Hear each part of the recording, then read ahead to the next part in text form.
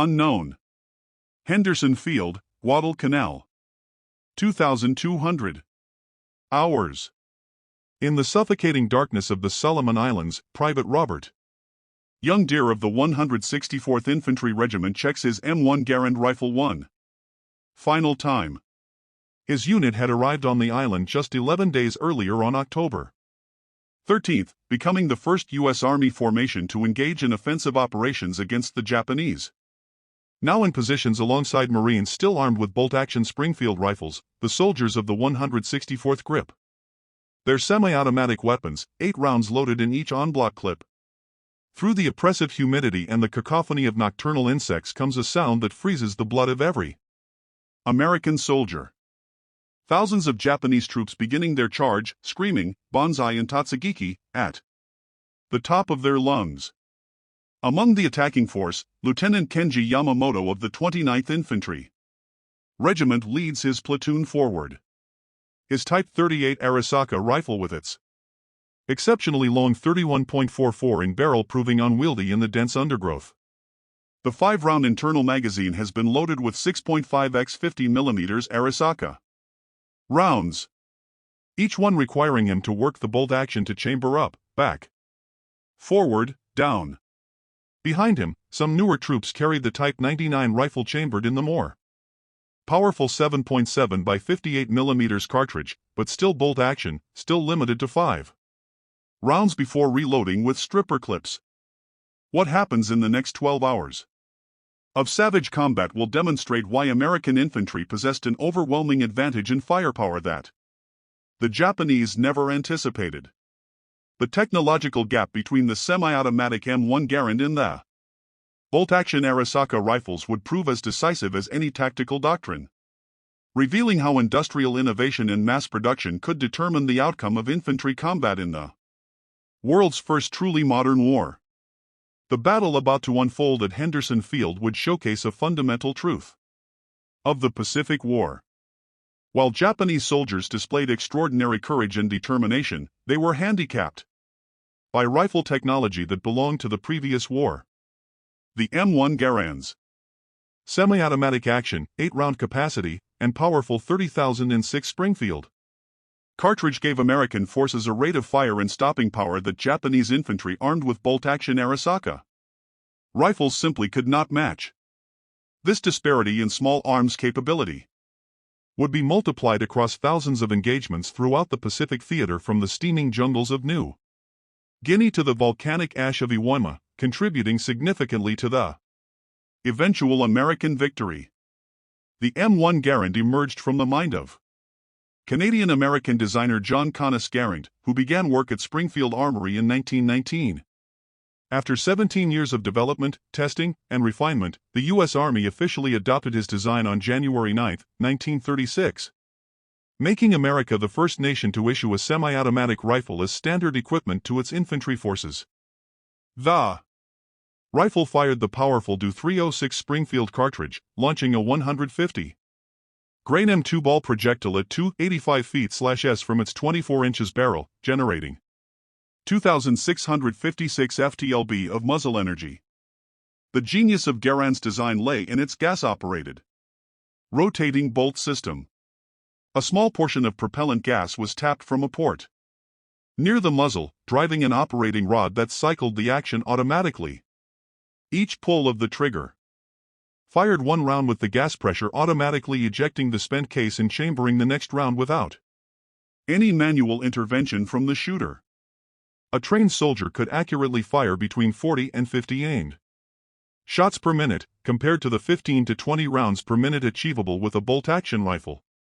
The 8-round en-bloc clip inserted from above into the fixed magazine could be reloaded in under 3 seconds by a practiced rifleman. The development process had not been without challenges. Early prototypes used a primer-actuated system that proved unreliable.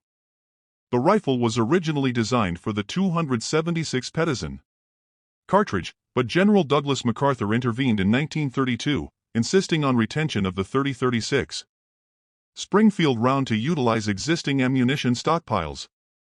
This decision delayed production, but ultimately proved fortuitous as the powerful 306 cartridge provided excellent long-range performance and stopping power. The Arisaka rifles traced their lineage to Colonel Narakara. Arisaka's original Type 30 design of 1897, developed to replace the inadequate Maratha rifles then in service. By World War II, Japanese forces primarily fielded two variants, the Type 38, adopted in 1905, and the Type 99. Introduced in 1939, 2599th year of the Japanese calendar. The Type 38 fired the 6.5 by 50 mm semi-rimmed cartridge with a 139 grain bullet at 2,500 foot-pers, generating approximately 1,650 FTLB of muzzle energy. The Type 99 used the more powerful 7.7x 58 mm cartridge, firing a 182 grain bullet at 2,400 foot-pers with 300 TLB of energy.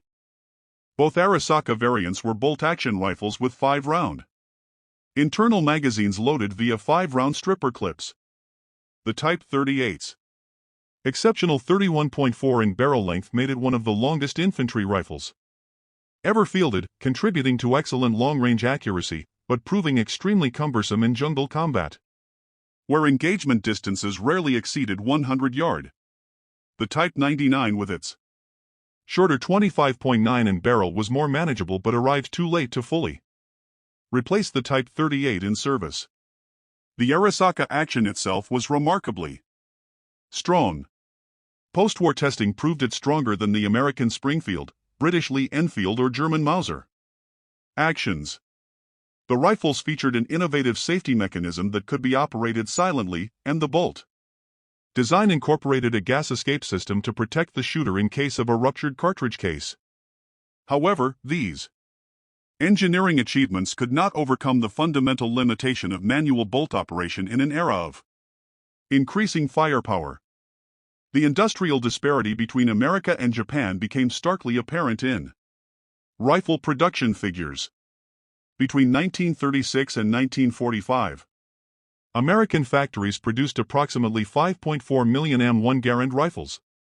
Springfield Armory led production with 3.5 million rifles, while Winchester Repeating Arms Company contributed 513,880 rifles. International Harvester and Harrington and Richardson would add additional production during the Korean War. Peak production at Springfield Armory reached 1,000 rifles per day by January 1944, with Winchester achieving 600 rifles daily at their height. This massive output ensured that virtually every American infantry soldier and Marine in the Pacific carried the semi-automatic rifle by mid-1943. The U.S. military's allocation system prioritized combat units, with the Marine Corps receiving 22,000 M1 Garands per month in early 1943 despite their initial reluctance to adopt the rifle. By the end of fiscal year 1942, the Marine Corps possessed 62,886 M1 Garands, though not all had reached frontline units. Japanese production presented a starkly different picture. From 1905 to 1945, Japan manufactured approximately 3 million Type 38 rifles across multiple arsenals, including Koziwa, later Tokyo, Kokura, Nagoya, and Mokdan Arsenal in occupied Manchuria. Type 99 production from 1939 to 1945 reached roughly 3.5 million units, manufactured at 9 different arsenals, including 2 outside Japan proper, Mukden in Manchukuo and Jinsen in Korea. Despite these substantial numbers totaling over 6 million rifles, Japan never achieved the production rates necessary to fully modernize their infantry arms.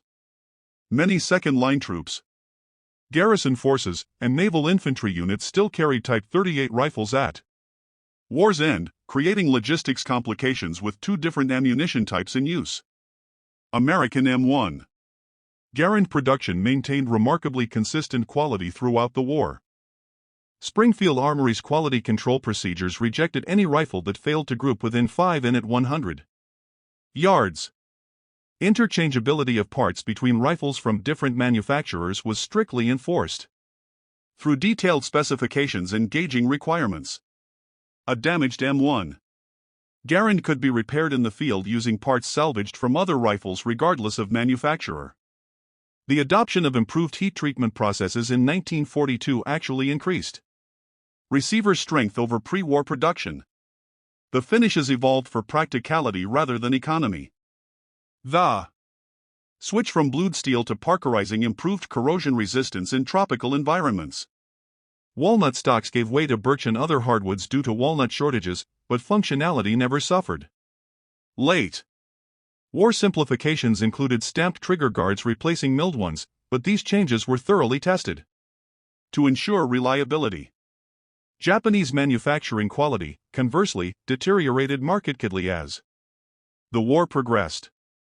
Early Type 99 rifles featured remarkable innovations.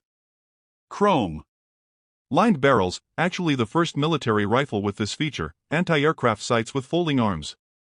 For leading aerial targets, dust covers to protect the action, and integral wire monopods for stability. The finish was a deep blue, and stocks were made from quality Japanese hardwood with precise inletting. By 1944, these refinements had vanished under production pressure and material shortages. Last-ditch rifles exhibited rough machining marks, simplified fixed rear sights to eliminate the complex ladder sight, wooden butt plates, replacing metal, and inferior wood with poor fitting.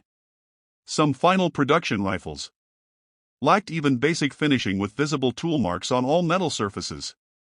The chrome lining disappeared as chromium became scarce, monopods were eliminated. And even the imperial chrysanthemum marking became crudely stamped rather than precisely rolled. The M1 Garands semi-automatic action provided multiple tactical advantages beyond simple rate of fire. After each shot, the soldier maintained his sight picture in cheek weld, while the rifle automatically cycled. This meant faster target reacquisition and more accurate follow-up shots. The operating rod, driven by gas pressure tapped near the muzzle, cycled with sufficient force to function reliably even when fouled with mud, sand, volcanic ash, or carbon buildup from extended firing. The end block clip system, while sometimes criticized for its distinctive ejection ping that allegedly alerted enemies the rifle was empty, actually provided the fastest reload of any contemporary military rifle. A trained soldier could reload in under 3 seconds versus 5 to 7 seconds for a skilled user working with stripper clips on a bolt-action rifle. The clip ejection also provided immediate tactile and audible confirmation that the rifle was empty, preventing the confusion that could occur with rifles that didn't indicate an empty magazine. The M1's weight of 9.5 pounds, while heavy by modern standards, helped manage the substantial recoil of the .36 cartridge, enabling rapid, accurate follow-up shots. The rifle's length of 43.6 in was well balanced with weight distributed between the heavy barrel and solid woodstock. The two-stage military trigger, while not match-grade, provided consistent performance that soldiers could master with training. The Arisaka rifles, despite their robust construction and theoretical accuracy, suffered from inherent limitations of bolt-action operation that became critical in Pacific combat. After each shot, the soldier had to manually cycle the bolt through 4 distinct movements, rotating the bolt handle upward, pulling it fully rearward to extract and eject the spent case, pushing it forward to strip a fresh round from the magazine, and chamber it, then rotating the handle down to lock. This process broke the shooter's firing position, disrupted sight alignment, and required 2 to 3 seconds even for a well-trained soldier. The Type 38's extreme length of 50.3 in made it particularly unsuitable for jungle warfare. Japanese soldiers found the rifle catching on vines, difficult to swing onto targets in dense vegetation, and nearly impossible to use effectively in bunkers or fortified positions. The long barrel, while providing excellent long-range accuracy with minimal bullet drop, was a liability when combat ranges rarely exceeded 100 yards and often occurred at conversational distances. The 5-round magazine capacity meant Japanese soldiers had to reload 60% more often than Americans to fire the same number of rounds. Loading via stripper clips required opening the bolt, positioning the clip correctly, pressing the rounds down into the magazine while withdrawing the clip, then closing the bolt, a process taking 5 to 7 seconds under ideal conditions and much longer under combat stress or in awkward firing positions. The 30306 Springfield cartridge used by the M1 Garand was already standard throughout the U.S. military for the M1903 Springfield rifle, M1917 Browning machine gun, M1919 Browning machine gun, and Browning automatic rifle. This commonality simplified logistics immensely. A single ammunition type could supply rifles, automatic rifles, and machine guns. The cartridge's rimless design fed reliably from clips, belts, and magazines. American ammunition production was staggering. The Lake City Army ammunition plant alone could produce 200 million rounds annually by 1943. Frankfurt Arsenal, Denver Ordnance Plant and other facilities added hundreds of millions more rounds. Quality control ensured consistent ballistics. M2 ball ammunition maintained a velocity variation of less than 40 foot-pers between lots. Japanese forces faced a more complex ammunition situation. Units equipped with Type 38 rifles required 6.5 x 50 mm semi-rimmed ammunition, while those with Type 99s needed 7.7 x 58 mm rounds. The 6.5 mm round, while generating less recoil and allowing soldiers to carry more ammunition, proved inadequate against covered positions and lacked stopping power. The 7.7 mm round addressed these deficiencies, but created a dual supply requirement. This two-caliber system created persistent logistics problems. Documented instances include the 23rd Infantry Regiment on Guadalcanal receiving 7.7 mm ammunition for their Type 38 rifles, rendering both weapons and ammunition useless. Similar mix-ups occurred during the Philippines campaign and on isolated island garrisons. The semi-rimmed design of the 6.5 mm cartridge occasionally caused feeding problems in tropical conditions where ammunition became corroded. When the U.S. Army's 164th Infantry Regiment, a North Dakota National Guard unit, arrived at Guadalcanal on October 13, 1942, they brought with them something the Marines desperately wanted: M1 Garand rifles. The Marines, still armed primarily with M1903 Springfield bolt-action rifles, watched with a mixture of envy and skepticism as the Army soldiers unloaded their semi-automatic weapons. During the climactic battle for Henderson Field on October 24 to 25, 1942, the advantages became undeniably clear. Staff Sergeant Mitchell Page, though a Marine armed with a machine gun rather than a rifle, fought alongside soldiers of the 164th and witnessed their firepower firsthand. Private First Class James Cass of Company M, 164th Infantry, later recalled, "The Japs came at us in waves, barely visible in the darkness except for the glint of their bayonets. With our Garands, we could put 8 rounds into them before they covered 30 yards. Each man was like a machine gun section. We'd fire, the rifle would cycle itself, and we'd fire again. No working a bolt, no breaking our sight. Picture. Just squeeze, boom, 8 times before reloading." The 164 THS companies were fed into the line piecemeal as the Japanese attack developed, reinforcing Marine positions that were beginning to buckle. The devastating semi-automatic fire from the fresh Army troops helped stabilize the line. Colonel Bryant Moore, commanding the 164th, reported that his men expended over 250,000 rounds of 30 caliber .06 ammunition in the 2-day battle. Japanese bodies stacked up in front of positions held by the 164th. Many killed by the rapid accurate fire of M1 Garands.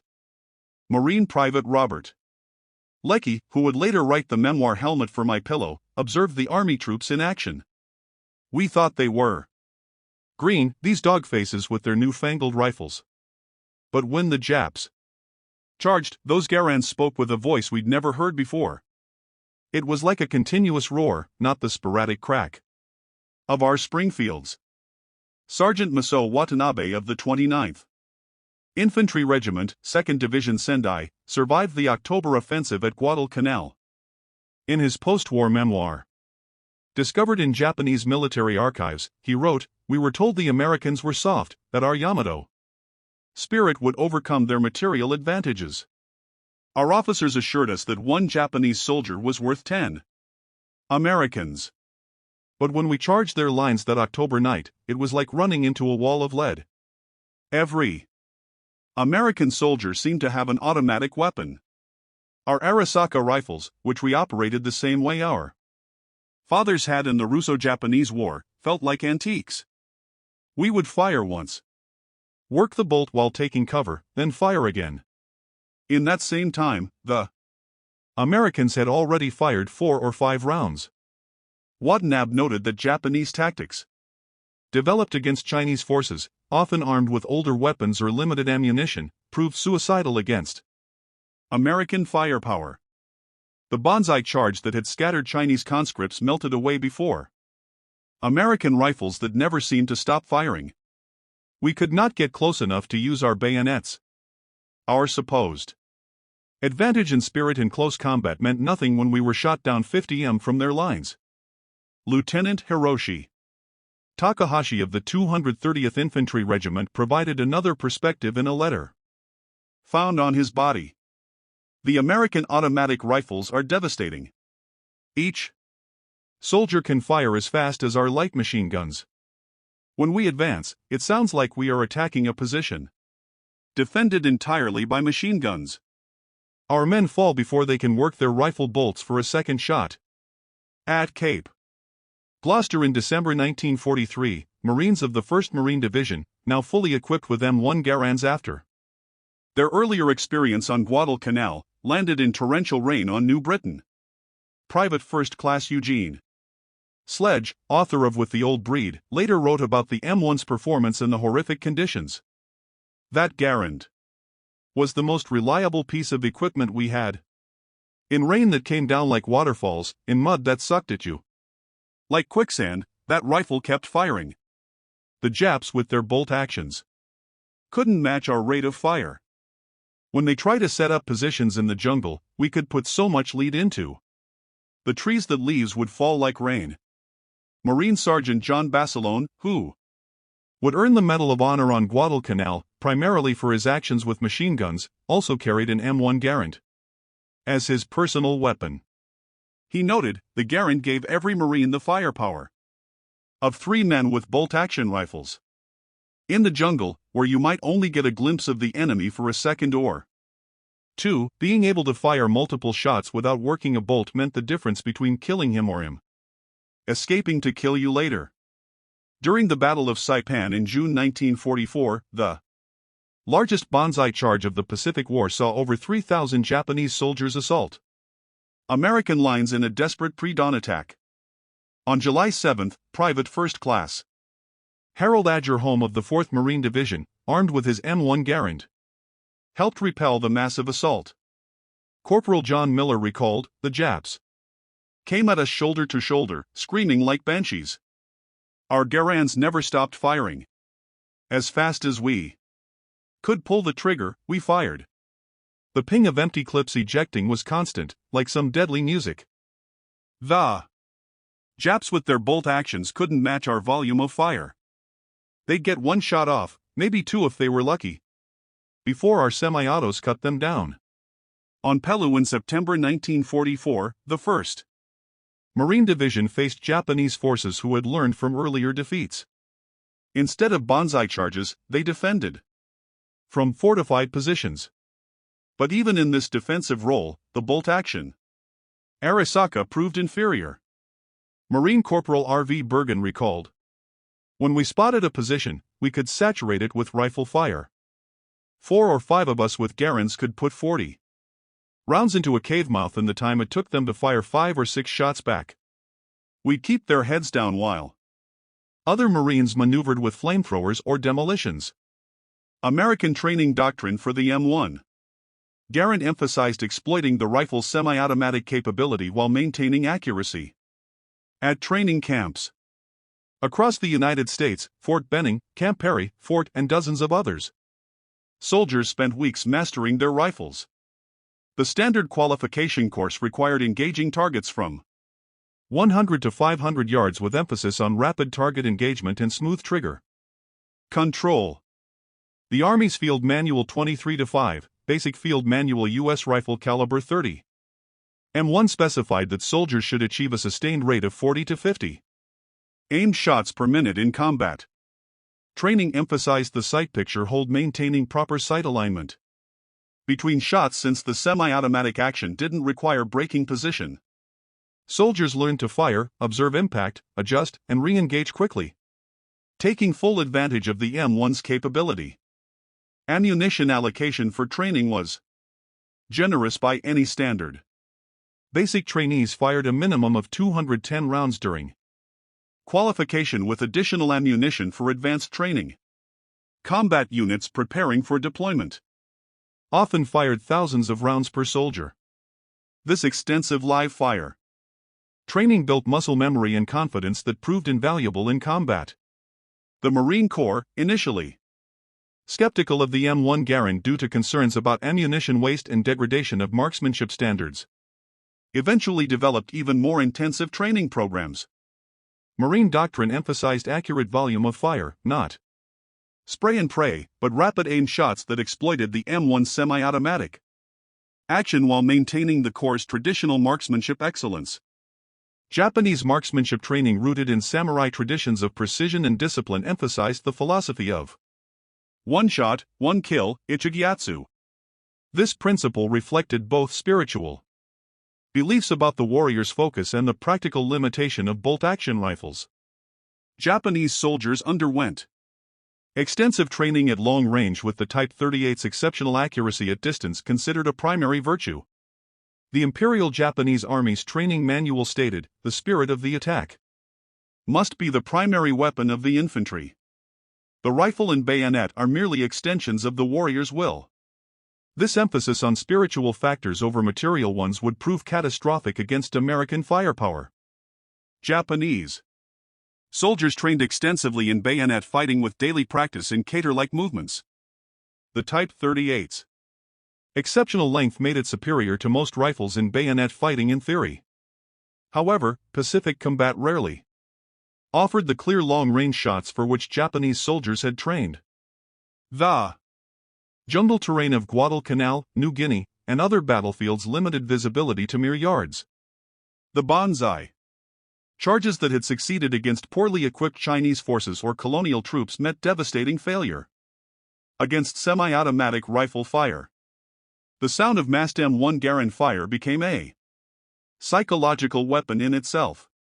The rapid rhythmic crack of semi-automatic fire punctuated by the distinctive metallic ping of ejecting clips had a demoralizing effect on Japanese forces. A captured Japanese training document from 1943 instructed soldiers. The American automatic rifles create a sound like many machine guns firing. Do not be discouraged by this volume of fire. Remember your spiritual superiority and press forward with determination. However, spiritual superiority proved inadequate against material reality.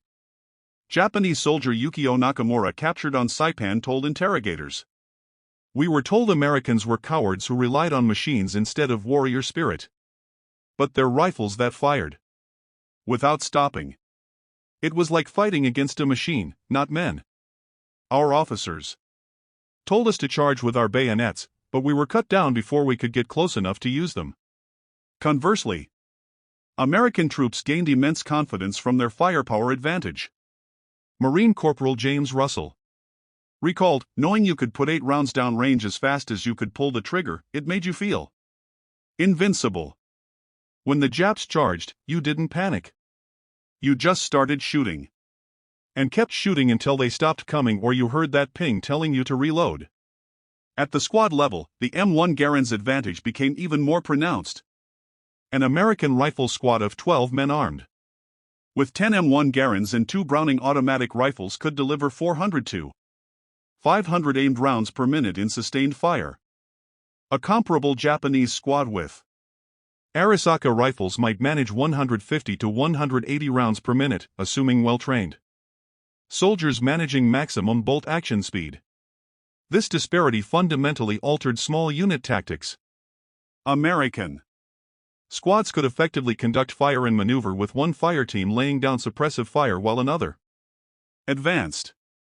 The volume of accurate semi-automatic fire could keep enemy heads down, allowing American forces to close with and destroy Japanese positions. Japanese squads, limited by their bolt-action rifles, struggled to generate sufficient suppressive fire while maintaining mobility. At company level, typically 200 men, the difference became overwhelming. An American rifle company could deliver devastating defensive fire against Japanese attacks. During the October 24th to 25th Battle for Henderson Field, companies of the 164th Infantry Regiment demonstrated this capability. Company G, 164th Infantry, reported expending 30,000 rounds of Fulton 3006 ammunition in one night of fighting, an average of 150 rounds per man, while suffering only light casualties. The mathematics were inexorable. A Japanese battalion of 800 men conducting a banzai charge faced American companies capable of putting 8,000 aimed rounds downrange per minute, even accounting for darkness, confusion, and fear. The volume of semi-automatic fire created kill zones that human courage alone could not overcome. The M1 Garand's superiority contributed directly to the success of American island hopping strategy. American forces could land on Japanese-held islands, confident in their ability to establish and hold beachheads against counterattacks. The firepower of M1-equipped infantry meant smaller forces could hold larger perimeters, allowing rapid buildup of forces for breakout operations. On island after island, Tarawa, Guadalcanal, Anuke, Saipan, Guam, Palayu, Iwo Jima, Okinawa, the pattern repeated. Japanese forces unable to match American firepower resorted to increasingly desperate tactics. Banzai charges gave way to defense in depth. But even in fortified positions, the slow rate of fire from bolt action rifles meant Japanese soldiers could rarely exploit opportunities. When Americans exposed themselves during assault, the Japanese military's retention of bolt-action rifles stemmed significantly from their victory in the Russo-Japanese War of 1904 to 1905. In that conflict, Japanese infantry armed with Type 30 and Type 35 Arisaka rifles had defeated Russian forces through superior training, discipline, and tactical innovation. The Battle of Mukden and the Siege of Port Arthur seemed to validate the supremacy of Japanese warrior spirit over material factors. This success, however, created institutional blindness to technological change. The Japanese military establishment dominated by officers who revered the Russo-Japanese War as Japan's coming of age as a great power failed to recognize that warfare had fundamentally changed.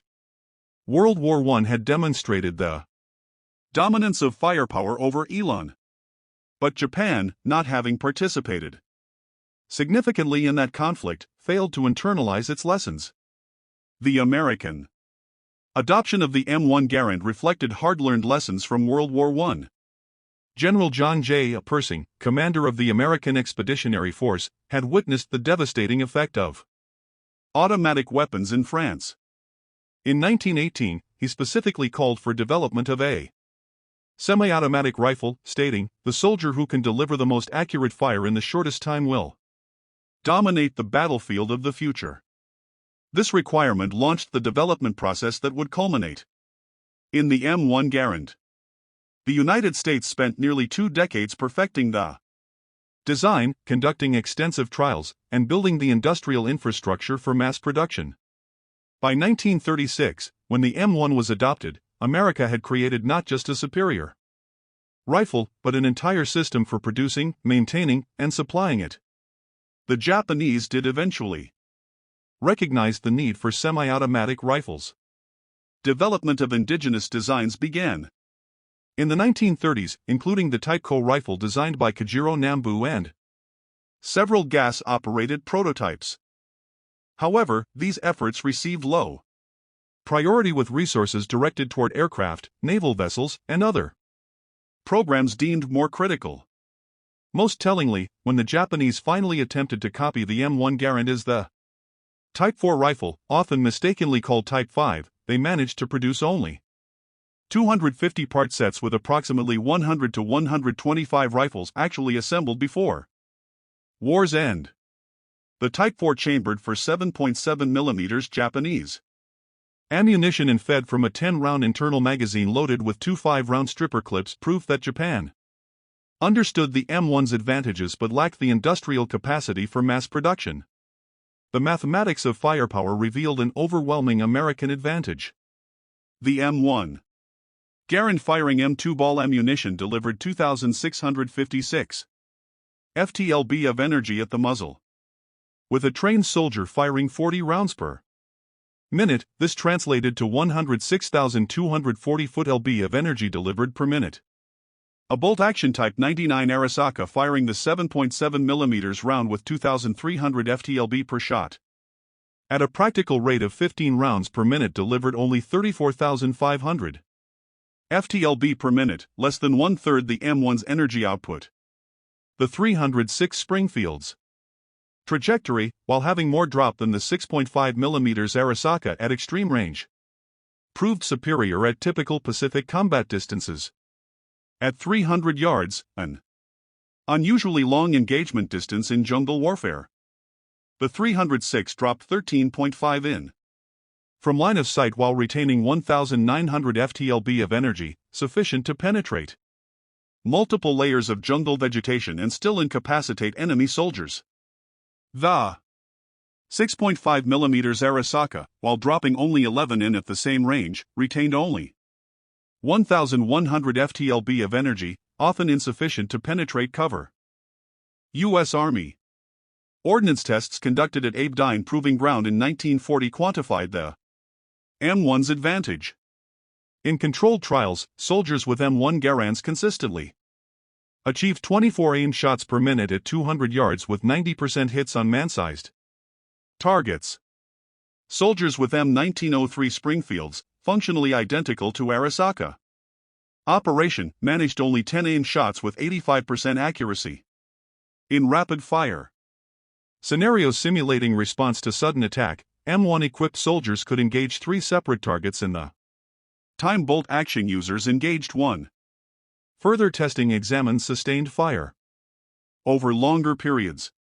After 5 minutes of continuous firing, M1-equipped soldiers maintained 80% of their initial rate of fire, while bolt-action users dropped to 60% due to fatigue from working the bolt.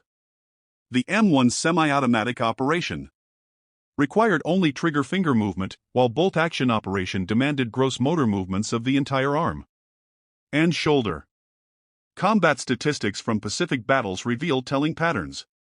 At Guadalcanal, Army units equipped with M1 Garands expended an average of 150 to 200 rounds per man per day of heavy combat. Marine units still equipped with Springfield rifles expended 60 to 80 rounds per man in similar conditions. This didn't represent ammunition waste, but rather the M1's ability to deliver effective fire at fleeting targets. Japanese forces, by comparison, rarely expended more than 40 to 50 rounds per man per day, limited by both ammunition supply and the mechanical constraints of bolt-action operation. Captured Japanese after-action reports frequently cited ammunition shortages. But even when ammunition was available, the slow rate of bolt-action fire limited consumption. Japanese military documents captured throughout the war revealed increasing awareness of American firepower superiority. A report from Lieutenant Harakichi Hyakutake, commanding the 17th Army on Guadalcanal, stated in November 1942, enemy rifle fire has density and accuracy beyond our expectation. Each enemy soldier appears to be armed with an automatic weapon. Our forces cannot achieve fire superiority even with numerical advantage. Recommend emphasis on night operations and infiltration tactics to negate enemy firepower advantage. By 1944, Japanese tactical doctrine had evolved to acknowledge American material superiority. The instructions for the decisive battle, issued to defenders of the Marana Islands, stated, the enemy's automatic rifles and machine guns create an impenetrable wall of fire during daylight. All attacks must be conducted at night or under cover of adverse weather. Daytime movement invites annihilation. Lieutenant General Tadamaki Korebayashi, the brilliant defender of Iwo Jima, wrote in January 1945, the American automatic rifles are remarkable weapons. Each soldier possesses firepower equal to 3 or 4 of our riflemen. We must not waste lives in futile banzai charges against such firepower. Instead, we will make them pay for every meter of ground from fortified positions. His defensive strategy, avoiding suicidal charges in favor of defense in depth, prolonged the battle, but could not overcome American material superiority. The Japanese made several attempts to increase infantry firepower. The Type 100 submachine gun, introduced in 1942, was intended to provide automatic fire capability. However, production reached only about 27,000 units by war's end, insufficient to make a strategic difference. The weapon also fired the relatively weak 8mm Nambu pistol cartridge, lacking the range and stopping power needed for Pacific combat. More revealing was the Japanese effort to copy the M1 Garand itself. When American forces captured the Yokosuka Naval Arsenal in 1945, they discovered the Type 4 rifle program. Engineers at Yokosuka had reverse engineered captured M1 Garands, modifying the design to use Japanese 7.7mm ammunition and feed from a 10-round internal magazine loaded with standard 5-round stripper clips. The Japanese had even improved certain aspects using a rubber recoil pad and adding a last round bolt hold open feature. However, Japanese industry proved incapable of mass-producing this complex design. While they had manufactured parts for approximately 250 rifles, only 100 to 125 had been assembled into complete weapons. The Type 4 program revealed that Japanese military engineers fully understood the M1's advantages, but lacked the industrial infrastructure to produce it in meaningful numbers. Beyond industrial limitations, Japanese military culture resisted emphasizing material factors over spiritual ones. Colonel Masanobu Tsuji, a staff officer who served in multiple theaters, wrote after the war, "We knew the Americans had superior weapons, but to acknowledge this openly would have destroyed troop morale. We had to maintain belief in spiritual superiority even as our soldiers were mowed down by American automatic weapons." This cultural resistance extended to training. Even as late as 1944, Japanese infantry training emphasized bayonet practice and night infiltration over marksmanship. The official infantry manual devoted 3 pages to rifle marksmanship, but 12 pages to spiritual preparation and bayonet fighting. This imbalance reflected deep-seated beliefs about the nature of warfare that technical realities could not easily overturn. The Battle of Okinawa, April through June 1945, provided the ultimate test of American firepower versus Japanese determination. Here on Japan's doorstep, 180,000 American troops faced 120,000 Japanese defenders in what would become the bloodiest Pacific battle. The Japanese under Lieutenant General Mitsuru Oshima had learned from previous defeats. Instead of wasteful banzai charges, they prepared elaborate defensive positions in Okinawa's rocky terrain. Yet, even in defense, the limitations of bolt-action rifles proved critical. When American forces advanced, Japanese defenders armed with Arisaka rifles could rarely deliver sufficient volume of fire to stop them. Private First Class Desmond Doss, the conscientious objector medic who would receive the Medal of Honor later, described the sound of American rifles supporting his rescue efforts.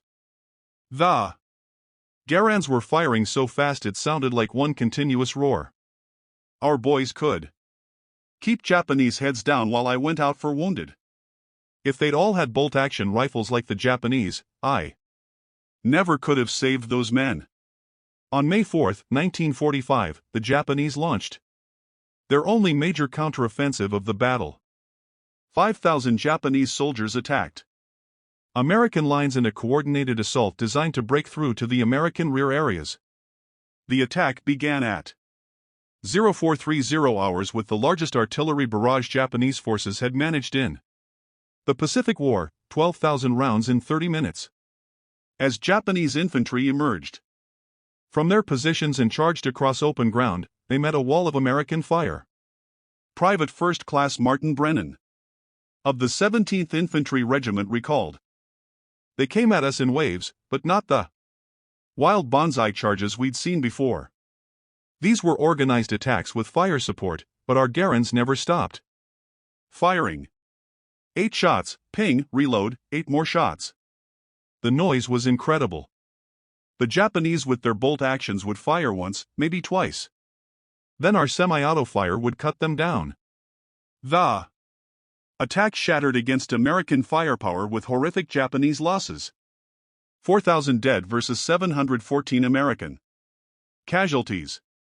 The rapid fire of thousands of M1 Garands supported by automatic weapons and artillery created killing fields where Japanese courage could not overcome material disadvantage. Even when Japanese soldiers reached American lines, the close-range firepower advantage of semi-automatic rifles proved decisive. Sergeant William Manchester, who would later become a renowned historian, fought on Okinawa with the 29th Marines. He wrote, "The M1 rifle was our best friend. In the chaos of close combat, being able to fire 8 times without working a bolt saved countless American lives. I saw Japanese soldiers trying to work their bolt actions while under fire, their hands shaking, fumbling with the mechanism, while our boys simply kept pulling triggers." Planning for Operation Downfall, the invasion of Japan scheduled to begin with Operation Olympic in November 1945. Assumed the M1 Garand would play a crucial role. Military planners studying casualty rates from Okinawa calculated that American forces would need massive firepower superiority to overcome expected Japanese resistance on the home islands. Production plans called for 500,000 replacement M1 rifles for the operation with Springfield Armory and Winchester, increasing production to a combined 2,000 rifles daily by August 1945. International Harvester was scheduled to begin production at a third facility. The ammunition requirement was staggering. Planners estimated needing 100 million rounds of .306 monthly for rifle use alone. Testimony to the volume of fire expected from M1 equipped troops. Intelligence estimates suggested Japanese homeland defense would include 2.5 million Arisaka rifles in military hands, plus millions more distributed to civilian militia units. However, many of these were training rifles, obsolete models, or last-ditch single-shot weapons. The Type 99 substitute standard rifles being produced in 1945 were so crude that American intelligence questioned their safety for the user. American planners calculated that each invasion beach would require suppression of Japanese positions by naval gunfire and aerial bombardment, followed by assault. Troops whose M1 Garands would provide the volume of fire needed to overcome defenders. Studies of Pacific battles showed that American forces with semi-automatic rifles suffered 40% fewer casualties than projected for troops armed with bolt-action rifles in similar situations. The Japanese, recognizing their firepower disadvantage, planned to rely on suicide tactics, using civilians as human shields in close-quarters combat in urban areas where rifle advantages would be minimized. Secret Japanese plans discovered after the war revealed desperate measures: bamboo spears for civilians, suicide swimmers with explosive charges, and even programs to spread biological weapons. The Arisaka rifle, once the pride of the Imperial Army, had been relegated to just one component of a desperate defense. The atomic bombings of Hiroshima and Nagasaki ended the war before Operation Downfall commenced. Post-war analysis suggested American casualties could have reached 500,000 to 1 million with Japanese casualties in the millions. The M1 Garand's firepower advantage would have been crucial but at a terrible cost in lives on both sides. The M1 Garand's success influenced military rifle development worldwide. The Soviet Union, which had struggled with limited production of its SVT-40 semi-automatic rifle during World War II, developed the SKS carbine directly influenced by captured M1 Garands. China's Type 56 carbine was essentially a copy of the Soviet SKS. France developed the MAS-49, taking lessons from both the M1 Garand and their own pre-war semi-automatic experiments. Even Britain, traditionally conservative in small arms adoption and satisfied with their Lee Enfield rifles during the war, began developing semi-automatic rifles immediately post-war. The Belgian FN-49, the Swiss Stu-57, and the Italian BM-59 all reflected lessons learned from America's semi-automatic success in World War II.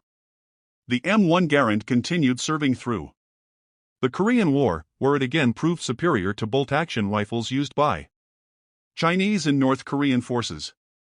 In the early stages of that conflict, American forces in Korea, armed with M1 Garands and supported by automatic weapons, repeatedly stopped massive Chinese human wave attacks reminiscent of Japanese banzai charges.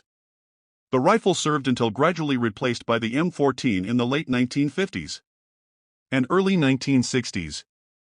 In a remarkable historical irony, the United States equipped the newly formed Japanese self-defense forces with M1 Garand rifles in the 1950s. Japanese soldiers who had faced the weapon now trained with it, experiencing firsthand the firepower advantage their predecessors had faced. The JSDF received approximately 150,000 M1 Garands through American military assistance programs.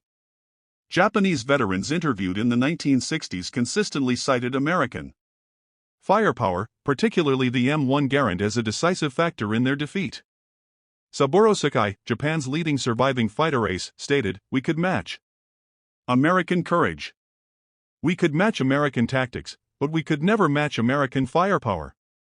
Every GI with his automatic rifle was worth 3 of our soldiers. Today, both the M1 Garand and Arisaka rifles are highly sought after by collectors, though for different reasons. The civilian marksmanship program has sold over 500,000 surplus M1 Garands to American citizens since its inception, making it one of the most common military collectibles. The rifle's distinctive ping has become iconic in popular culture. Featured in countless war films, television shows, and video games. The M1's reputation as the greatest battle implement ever devised. General Patton's famous assessment remains unchallenged among World War II infantry weapons. Modern shooting competitions still feature M1 Garand matches, with the rifle proving remarkably accurate even by contemporary standards. Japanese Arisaka rifles, particularly those with intact imperial chrysanthemum markings, are prized collectibles. The chrysanthemum, symbol of the emperor, was typically ground off rifles before surrender, making intact examples rare and valuable. Modern testing has proven the Arisaka action to be exceptionally strong, stronger even than the Mauser or Springfield actions. But this strength could not overcome the fundamental disadvantage of bolt-action operation. Interestingly, both rifles have seen combat in the 21st century. M1 Garands have appeared in conflicts in the Middle East, supplied decades ago through military aid programs. Arisaka rifles have been documented in use by insurgent forces in Afghanistan and Myanmar, testament to the durability of the design, even if tactically obsolete. Her on that October night at Henderson Field in 1942, as Private Robert Young Deere of the 164th Infantry Regiment and thousands of other American soldiers demonstrated the devastating effectiveness of semi-automatic rifle fire. They were proving a fundamental truth of modern warfare. Technological superiority, backed by industrial production, could determine the outcome of battle regardless of human courage or determination. The M1 Garand delivered 40 to 50 aimed shots per minute versus the Arisaka's 15 to 20. 8 rounds before reloading versus 5. Semi-automatic operation versus manual bolt manipulation. Weight of fire that could stop a banzai charge in its tracks versus single shots. That required breaking sight picture to chamber the next round. These mathematical realities multiplied across millions of individual firefights from Guadalcanal to Okinawa helped determine the Pacific War's outcome. Lieutenant Kenji Yamamoto, who led that charge on October 24, 1942 with his Type 38 Arisaka, did not survive to see the dawn. His rifle, with its exceptional accuracy and admirable construction, its smooth bolt action and strong receiver, could not overcome the wall of semi-automatic fire that met his attack. Found after the battle, his weapon had 3 rounds remaining in the magazine. He had managed to fire only twice while advancing 100 yards under the concentrated fire of M1 Garands. Around him lay dozens of his soldiers, most with full or nearly full magazines in their Arisakas, having been cut down before they could effectively return fire. The story of the M1 Garand versus the Arisaka rifles ultimately tells a larger truth about World War II in the Pacific, that courage and determination, while admirable and necessary, could not overcome the arithmetic of firepower. The United States had produced 5.44 million M1 Garands by war's end, ensuring that virtually every American rifleman possessed semi-automatic firepower. Japan, despite producing over 6.5 million rifles total, never escaped the technological constraints of bolt-action operation, never could match the volume of aimed fire that semi-automatic rifles produced. General George S. Patton's assessment of the M1 Garand as the greatest battle implement ever devised was not hyperbole but mathematical fact. From the steaming jungles of Guadalcanal, where the rifle first proved its worth in American Army hands, to the volcanic ash of Iwo Jima, where Marines used it to break Japanese strong points. From the monsoon-soaked horror of Cape Gloucester to the desperate urban combat anticipated for Japan itself, the M1 Garand proved itself as more than just a rifle. It was a war-winning weapon that gave American forces a decisive edge in the most brutal theater of the world's most terrible war. The distinctive ping of an ejecting en-bloc clip became the sound of American victory in the Pacific. A sound that meant 8 enemy soldiers would never reach American lines. A sound that meant another Japanese position had been suppressed. Another island secured, another step taken toward Tokyo Bay. Against it, the bolt-action Arisaka, for all its virtues of strength and accuracy, was simply fighting the last war with the last war's technology. In the final analysis, the Pacific War was won not by any single weapon or battle, but by the cumulative effect of American industrial might and technological superiority. The M1 Garand stood as perhaps the most visible symbol of this advantage at the individual soldier level. Every GI or Marine with an M1 possessed the firepower of 3 enemy soldiers, an advantage that no amount of spiritual training or warrior tradition could overcome. The Japanese soldier, brave as he was, dedicated as he was, skilled as he was, could work his rifle bolt only so fast. And in modern war, rate of fire multiplied by accuracy equaled survival. The Arisaka rifles now rest in museums and private collections, respected for their quality and historical significance. The M1 Garand likewise has passed into history, though many still function perfectly on rifle ranges across America. But in their time, in the desperate struggle across the Pacific, one was clearly superior to the other. The semi-automatic rifle had made every American soldier a base of fire unto himself, and that advantage multiplied across the vast expanses of the Pacific theater helped ensure Allied victory. The last word belonged not to courage or spirit, but to the mechanical precision of gas-operated semi-automatic fire. 8 rounds, 1 pull of the trigger each, before that distinctive ping announced it was time to reload and continue the fight.